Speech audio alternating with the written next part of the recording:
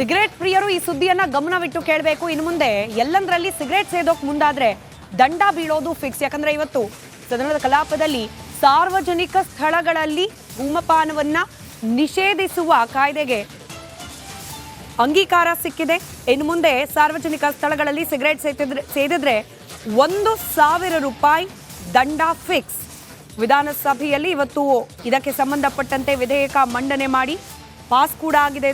ಆರೋಗ್ಯ ಸಚಿವ ದಿನೇಶ್ ಗುಂಡೂರಾವ್ ಪ್ರಸ್ತಾವನೆಯನ್ನ ಮಂಡಿಸಿದ್ದಾರೆ. 2024ನೇ ಸಾಲಿನ ಸಿಗರೇಟ್ ಸೇವನೆ ಮತ್ತು ಜಾಹೀರಾತು ನಿಷೇಧ, ವ್ಯಾಪಾರ ಮತ್ತು ವಾಣಿಜ್ಯ ಉತ್ಪಾದನೆ ಸರಬರಾಜು ತಿದ್ದುಪಡಿ ವಿಧೇಯಕದ ಹೆಸರು ಸಿಕ್ಕಾಪಟ್ಟೆ ಉದ್ದ ಇದೆ. ಇನ್ ಸಿಂಪಲ್, ಎಲ್ಲಂದ್ರಲ್ಲಿ ಸಿಗರೇಟ್ ಸೇರ್ತಾ ಇರ್ಬೇಕಾದ್ರೆ ತಗಲಾಕೊಂಡ್ರೆ 1,000 ರೂಪಾಯಿ ದಂಡ ಫಿಕ್ಸ್.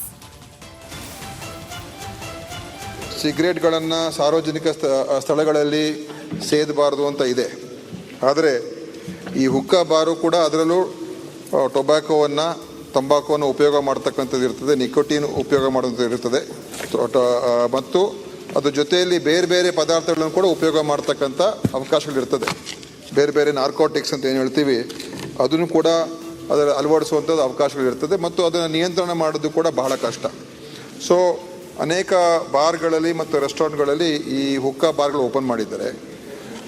ಸಿಗರೇಟನ್ನು ನಾವು ಸೇದಬಾರ್ದು ಅಂತ ಅನೇಕ ಕಡೆ ನಾವು ಅದಕ್ಕೆ ನಿಯಮಗಳಲ್ಲಿ ಹಾಕಿದ್ದೇವೆ, ಪಬ್ಲಿಕ್ ಪ್ಲೇಸ್ಗಳಲ್ಲಿ ಸೇದಬಾರ್ದು ಅಂತ. ಆದರೆ ಇದೊಂಥರ ಇನ್ನೊಂದು ರೀತಿಯಾಗಿ ಇದನ್ನು ಉಪಯೋಗ ಮಾಡೋದಕ್ಕೆ, ಸೇವನೆ ಮಾಡೋದಕ್ಕೆ ಅವಕಾಶ ಆಗಿದೆ. ಸೊ ಅದನ್ನು ನಾವು ಪ್ರೊಹಿಬಿಟ್ ಮಾಡಬೇಕು ಅಂತ ಒಂದು ಅಮೆಂಡ್ಮೆಂಟನ್ನು ನಾವು ತೊಗೊಂಬಂದಿದ್ದೇವೆ.